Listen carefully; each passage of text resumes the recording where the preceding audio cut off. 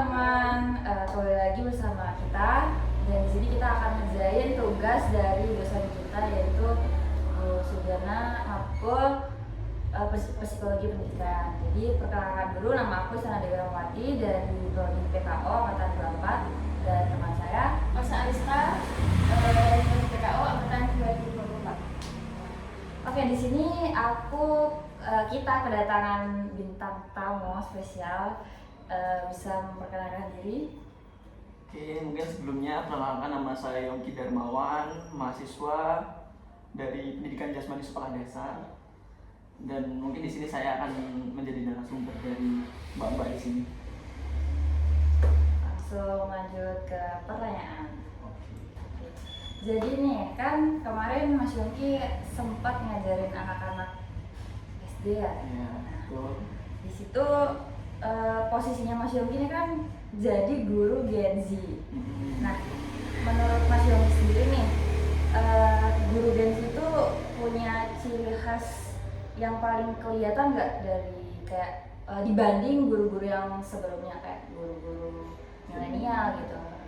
Oke, mungkin dari sudut pandang saya pribadi ya, kalau guru Gen Z itu salah satu guru yang paling inovatif. Dia paling melek yang namanya teknologi. Dia paling banyak inisiatif atau ide baru.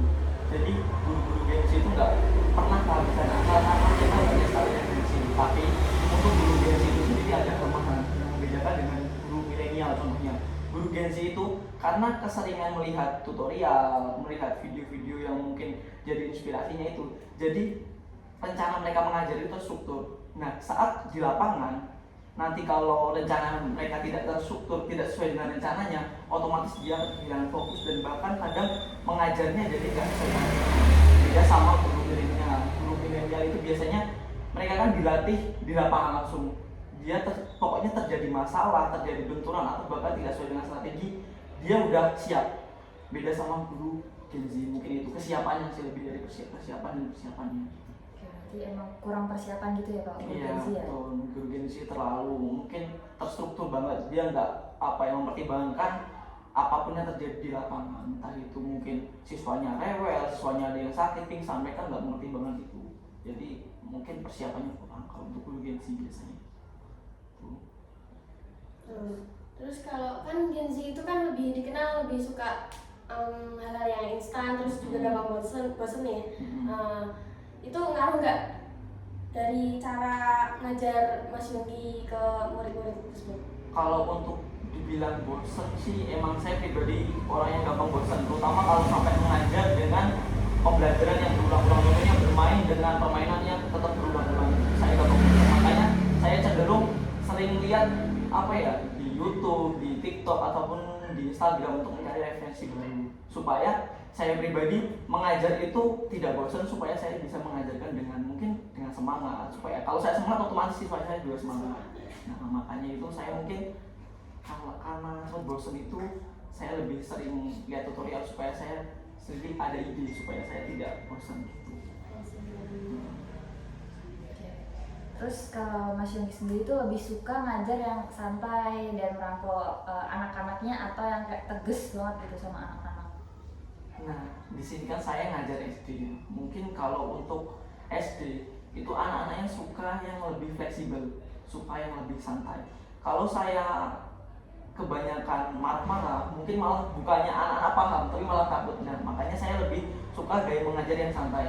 Nah, biasanya guru yang menggunakan teknik atau pembelajaran yang komunikasinya secara sepihak, biasanya kan ada guru yang hanya sepihak, dia hanya memberikan informasi terus siswa mendengarkan, itu yang namanya komunikasi sepihak. Nah, kalau saya biasanya menerapkan komunikasi dua pihak, jadi saya menyampaikan informasi, anak-anak mendengarkan, anak-anak menanggapi, dan saya menjawab. Jadi gitu. Jadi dari situ nanti bakal timbullah komunikasi yang enak antara anak, supaya lebih hubungan di kelasnya itu lebih fleksibel, lebih harmonis gitu, jadi nggak terlalu tegang gitu. Akhirnya ilmu ataupun tujuan dari pembelajaran kita bisa tersampaikan dengan maksimal.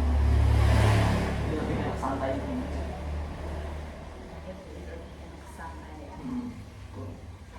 Pernah kepikiran nggak buat ngajar murid-murid itu cari referensi dari TikTok, dari Instagram? Instagram, dari sosmed-sosmed lainnya gitu. Nah, tadi kan aku udah jawab ya, aku sering gampang bosan, makanya saya sering nyari referensi dari TikTok, dari Instagram. Itu sangat penting menurutku. Soalnya kalau kita terlalu berpatokan dengan buku, itu cenderung pasif nanti ujung-ujungnya. Makanya saya sering menggunakan permainan-permainan, contohnya permainan tradisional dikembangkan dengan permainan bola, permainan lari, lompat, itu bisa dikolaborasiin. Jadi biasanya permainan itu saya ambil dari referensinya dari TikTok, dari Instagram, dan dari YouTube biasanya gitu. Itu sangat penting. Apalagi Gen Z kan paling sering ya yang namanya menggunakan teknologi gitu. Nah, dari Mas Yung sendiri nih, kan kalau anak-anak tuh kayak di omong tadi kan biasa nangis, nggak kena diatur atau banyak tingkah lah intinya. Nah, ngerasa nggak sih mereka itu bikin Mas Yung itu stres terus emosi gitu? Nah, Mas Yung sendiri cara mengatasinya biar nggak kebawa ke kelas itu bagaimana? Nah, itu mungkin kembali lagi ya di saat masa kuliah, terutama dulu saya kuliah itu diajarkan namanya psikologi pendidikan. Nah, dalam psikologi pendidikan itu kita diajarkan bagaimana kita bisa mengontrol emosi, mengontrol diri. Nah, dari situ saya memahami bahwa kita nggak bisa mengatur siswa untuk siswa itu sesuai dengan keinginan kita. Nah, makanya kita sebagai guru kita harus belajar dulu mengontrol emosi, mengontrol supaya kita bisa menguasai kelas. Saat kita bisa menguasai kelas, otomatis kita bisa tenang, siswa juga bisa pelan-pelan akan kebawa ke pembelajaran kita lagi. Tapi kalau saat siswa lagi rame, kita itu meledak, otomatis itu nggak bakal ada dari itu lagi. Jadi otomatis malah nggak terkendali, kita malah kebawa ke suasana anak-anak yang kayak gitu.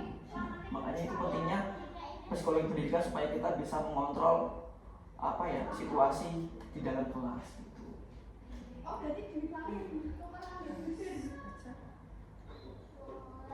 Mungkin